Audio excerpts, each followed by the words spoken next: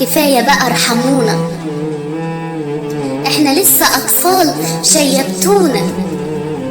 كل يوم احساس بقهر ولوم، والذنب مش ذنبنا لكن هنعمل ايه فيه لوم. كل يوم خيانة والحالة تعبانة عايزة اعانة، كل يوم خيانة والحالة تعبانة عايزة اعانة. صرخة من بعيد، صرخة من بعيد مجرد التفريج، لكن الوضع مؤلم بالتأكيد. مهما يكون ربنا هيرجع حق المظلوم، مهما يكون ربنا هيرجع حق المظلوم.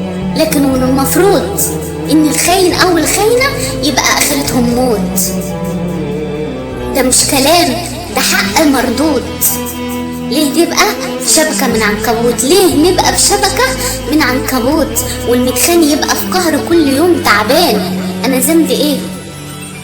انا ذنبي ايه؟ ده انا شقيان، كان نفسي اربي العيال واكبرهم على احترام. سامحوني يا اولادي وبلاش تلوموني، الذنب مش فيا، ده انا مجرد ضحية.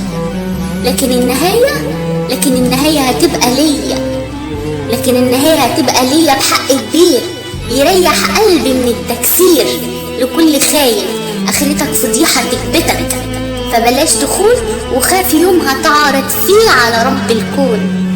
فبلاش تخون وخاف يوم هتعرض فيه على رب الكون.